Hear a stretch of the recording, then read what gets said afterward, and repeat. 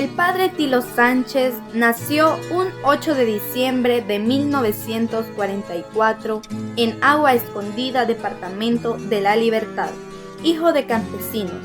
Estudió en el seminario San José de la Montaña de San Salvador. Ordenado sacerdote a finales de los años 60, comienza su tarea pastoral en Suchitoto. Vive allí toda la tragedia de los campesinos, a quienes se les quitan sus tierras y su espacio vital de siglos para construir el gran embalse del Cerrón Grande, y se ve envuelto en toda su problemática. Haciendo un poco de historia, el padre nos contaba que cuando él lo mandaron para Suchitoto, el momento coincide con ese embalse y toda la cuestión del Cerrón Grande, y que él lo que escuchaba como quejas era eso precisamente, el desplazamiento de la gente, la pérdida de las tierras para agricultura que tenían que alquilar. Y entonces esa era también la queja como digamos, confesiones, si usted quiere. Y entonces él empezó a pedirle a los terratenientes que fueran más, ¿verdad?, blandos en los pagos por el alquiler de la tierra. Ese solo hecho, contaba, le había ganado el hecho de que le pusieran una pareja en la iglesia, y que él pues había ido hasta el arzobispado a pedir, como quien dice, apoyo, me está pasando esto y esto. Entonces él contaba que había recibido algunos comentarios que no esperaba, que hasta pensó que era entonces lo que él había recibido como formación si se le contestaba de esa manera. Entonces yo siento que una cosa que él tuvo siempre es que siempre hizo las denuncias que tenía que hacer. Y por supuesto ese tiempo no era para... O sea, a nadie se le veía bonito si se hacía un señalamiento, y menos si esos señalamientos iban contra los militares que eran presidentes de ese tiempo, ¿no? Entonces pienso yo que el poner siempre el dedo en la llaga, en el dolor que estaba pasando el pueblo, en denunciarlo, en no quedarse callado, eso fue lo que le atrajo siempre la persecución, los intentos de asesinato que sufrió, porque él contaba que más de alguna vez pues sufrió atentados, y de hecho hay en periódicos orientación de aquella época que sale la crónica de ese momento, y bueno, eso fue lo que lo llevó incluso a irse del país en un momento, porque hubo un tiempo en que lo sentaron y le dijeron 48 horas y te vas, y no, de ahí del banquito lo sacaron, ¿verdad? Y estuvo un tiempo, según contaba, en Europa. Y pues sí, el inquieto padre Tilo siempre volvía y siempre tenía que estar cerca de su gente. Así que para mí eso fue lo que lo llevó a la persecución, que siempre estuviera en la mira. Todo ello lo hace realmente conflictivo frente a las autoridades de la oligarquía. Para evitarse mayores problemas, el obispo Luis Chávez y González le orienta a dedicarse un tiempo a estudiar, y así realiza cursos de cooperativismo y de periodismo en Europa. A veces a uno lo toman por tonto y uno se vuelve tonto útil. El enemigo dice que se ha destruido la economía nacional. ¿Y cuál es la economía nacional de nosotros? Bueno, los compañeros siguen peleando en distintas partes. A él lo querían desaparecer. Entonces, él en la iglesia, bueno, una vez lo quisieron sacar de la iglesia. Un 11 de noviembre estaba oficiando la misa de San Martín, que eran las fiestas patronales, y llegó la autoridad queriéndolo sacar. Luego dijo el padre que lo dejaran terminar la misa. Y empezaron a llorar todas las señoras que estaban adelante, porque incluso ahí estaba yo, ¿verdad? y resulta que no lo dejaron, que se lo llevaron. Se salieron los señores, los soldados ya no se lo llevaron. Después de la firma de los acuerdos de paz, para seguir acompañando el pueblo sufrido y sufriente, funda con una laica misionera de nombre Mariela la institución Cercova, el cual es un equipo de servicio a comunidades de base, que tiene 3 pilares fundamentales: educación, concientización y organización. Cercova es una oficina de servicios. Tiene la terminación de comunidades de base o a comunidades de base por el tiempo en que fue creada, porque esta nació como una alternativa que encontró el padre Tilo para seguir en su servicio. Él contaba que después de la guerra se sorprendían de encontrarlo con vida, y acto seguido era: puchica, fíjate que en la comunidad esto y todos los problemas iban saliendo, pero obviamente él no iba a darle solución a tanta cosa y él solo. Entonces ideó la formación de esta oficina y juntó ese esfuerzo una hermana italiana de Paz Christi de nombre Mariela Tapela, y nos invitó a otros salvadoreños a ser parte de la fundación de Cercova, que esa se da pues como en el 96, pero Cercova nace en el 94, en 1994. Ah, no, él fue muy comprometido y su trabajo fue tremendo después, sí, fue excelente y yo les admiro un montón, ¿no? Tenía este trabajo. Tenía también, sabía cómo relacionar con la gente, cómo hablar con la gente, tenía este carisma y fue muy lindo escucharle. Muchas veces estábamos celebrando juntos en una conmemoración y tenía este exceso y la gente le encantaba escuchar. No, él hizo un trabajo tremendo después. No fue una persona, ya termina la guerra, ya no. Él seguía, sí, con su compromiso por el cambio. Sí, fue excelente. El padre Rutilio Sánchez encabezó el movimiento nacional contra los proyectos de muerte como la minería metálica, que planeaban extraer minerales preciosos, como el oro y plata de nuestros cerros y montañas. Esos causarían la muerte de la fauna y la flora, incluidos los habitantes de las comunidades afectadas. Yo soy José Rutilio Sánchez, sacerdote católico, y vengo en nombre del movimiento de las diferentes comunidades campesinas llamado Movimiento Nacional contra Proyectos de Muerte. ¿Qué son para nosotros los proyectos de muerte? Aquellos que no dejan recursos para que los humanos puedan tener una vida digna y una capacidad de hacer de la creación algo nuevo. Cuando vemos nosotros la construcción de represas que agotan el agua, detienen los ríos, arruinan las tierras y cambian el clima.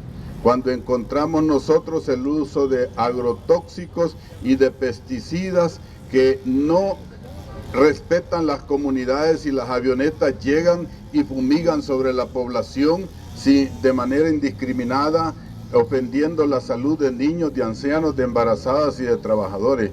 Cuando vemos nosotros los inmensos basureros, que no hay una legislación posible porque el gran capital que ahora negocia con la basura y no hay ley que regule todo esto, hace su albedrío depositando a su manera. Estamos contra Holcim también, no porque produzca o no produzca cemento, sino por la manera como administra los desechos que ahí tiene. Los proyectos de muerte, pues, ¿verdad? El padre Tilo acompañó diferentes protestas y quejas de la población que les afectaban por parte del capitalismo perverso y voraz que ha venido empobreciendo a la población más humilde o de escasos recursos. Que se apruebe la propuesta de la Ley General de Aguas presentada por nosotros, el Movimiento Ambiental, desde hace más de 10 años, que sea puesto en agenda y se discuta y se aprueben las reformas a la Ley de Protección Civil, Prevención y Mitigación de Desastres presentado por el Movimiento Ecológico Nacional y Ambiental, y que se apruebe la propuesta de ley de provisión de la minería metálica y otras demandas que se procedieron, como por ejemplo contra la caña o los cañeros, contra aquellas industrias que ocupan el agua, la negocian, la transforman y la roban al pueblo, como también a la industria de la construcción y la industria de la deforestación. Y de manera especial se dijo de Santa Catarina Mazahuat, que están deforestando 85 manzanas para hacer cultivos o monocultivos. El padre Tilo mostró una gran solidaridad con otros países de América y el mundo, que han sido oprimidos por el expansionismo imperialista norteamericano. El imperio es el representante del dios dinero y está protegiendo sus intereses en Centroamérica, y por eso necesita fabricar asesinos, fabricar policías, y ese es el ILEA aquí en Centroamérica. Algunos me comentaban y me decían, no hay que ver al padre Tilo como un santo que hay que elevarlo en un pedestal, en una tarima. Hay que verlo como un revolucionario. ¿Qué opinión le merece? Pues sí, lo que hizo fue muy, muy revolucionario, y obviamente es una cosa que lo define perfectamente. Pienso que sí, que él mismo diría, bueno, yo de santo no tengo nada, ¿verdad? Y tampoco se querría ver en esa posición. Pero como revolucionario sí, no hay quien lo baje de ahí, porque lo que hizo y su vida fue de esa manera. El padre Tilo acompañó las diversas conmemoraciones de las masacres cometidas por el ejército en complicidad con la oligarquía salvadoreña y financiadas por el gobierno de Estados Unidos contra población civil desarmada, en el contexto del conflicto armado que vivió nuestro país y cuyas masacres siguen en la impunidad. Este lugar se llama Las Aradas, del cantón Yurique, del municipio de Los Ojos de Agua. No es que tengan mal de ojo, ese se llama Ojos de Agua. Aquí sucedió una terrible, una cosa incontable, una situación humana. Hoy, pasado el tiempo, nosotros podemos hablar de varias y decirlo con la mayor fuerza: terrible, horrible, incontable, masacre, sangrienta, pero eso no duele. Lo que sucedió aquí fue algo más que el dolor. Desde 5 días antes, porque yo a mi espaldas tengo la República Hermana de Honduras y a ustedes, pueblo marqueño, y en mi pecho al frente tenemos la parte de Chalatenango, de donde del día 9, 10 y 11 hasta el día 13 venían arriando, bandeando a todas las comunidades, venían matando, venían más de 500 entre soldados, chaneques, policía y guardia. Era un abanico más o menos de 5 kilómetros, y la gente venía huyendo, la gente no entendía qué pasaba, pero los que iban huyendo le decían a los otros: vénganse, que esos que vienen atrás no perdonan. Los sobrevivientes cuentan que entre soldados, chaneques, escuadroneros de la muerte, guardia y policías de hacienda se divertían matando los chanchos, matando las gallinas, ametrallando vacas, pero sobre todo se divertían cuando los campesinos se arrodillaban y decían: perdónenme, yo no soy guerrillero, no tengo armas, ¿por qué me van a matar? Tengo hijos, tengo mujer, tengo esposa, y sin misericordia les cortaban la cabeza, los atravesaban o los maravillaban. Fue fiel creyente de la teología de la liberación, la cual es la síntesis de la práctica de los pobres de su fe, de su acercamiento a Jesús, del camino que Jesús señala. Es un acompañamiento de la Iglesia en la defensa de las comunidades y denuncia del pecado y las malas políticas que afectan a las grandes mayorías. Todo esto lo digo, hermanos y hermanas, porque hemos venido aquí a hacer un acto de fe, ¿sí o no? Unos traerán una fe grande, otros lo que traemos una fellita así de chiquita, pero todos tenemos fe, ¿sí o no? La fe mueve montañas, y hoy hemos movido no una montaña, sino una antena, pero hay muchas antenas que mover. Miren, uno va a los pueblos, uno va a Comasagua, por ejemplo, en el mero centro junto al puesto de salud, ahí está la antena. Pero nosotros ya los viejos tenemos un poco, así como los cocos, ¿vea? Que tiernitos pues la tenemos blanda, pero ya cuando llegamos los cocos viejos algo. Pero los niños, cuando pasan frente a las radiaciones, ellos están desprevenidos. Y eso nos va a traer con el tiempo la niñez de ahora va a llegar a la juventud y va a llegar a nuestras edades y van a estar ya enfermos. Lo que hemos dicho, porque hemos entrado en discusión con algunos personajes, es que las personas piden que haya mejor calidad. Sí, no nos oponemos, pero también la comunidad pida que lo pongan en sitio donde se debe de poner. ¿Cuál es el problema? Pues si tienen grandes ganancias. Sigue vigente hoy en día la lucha, los ideales del padre Tilo, o ha cambiado todo en El Salvador, que ya no es necesario mantener esa lucha y convicción que mantenía el padre? No, yo creo que la lucha sigue, ¿verdad? Puede verse mediatizada para algunos, enmascarada para otros, pero los problemas ahí están. La pobreza, la falta de salud, la educación deficiente, las condiciones de vivienda.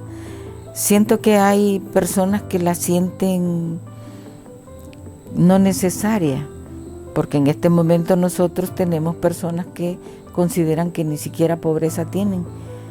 Pero cuando usted les hace la pregunta de que si la remesa que reciben no viniera, ¿a qué lado nos pasamos? Entonces ya no de los consumidores, sino que nos pasamos a los espectadores. Y la gente mientras consume, mientras no tiene atrasado ese tipo de cosas, piensa que la vida está arreglada. Si no, fíjese usted, una canasta de $300 modificó la conciencia de un montón de gente. Así que yo pienso que la lucha todavía es necesaria, siempre va a ser necesaria y diaria.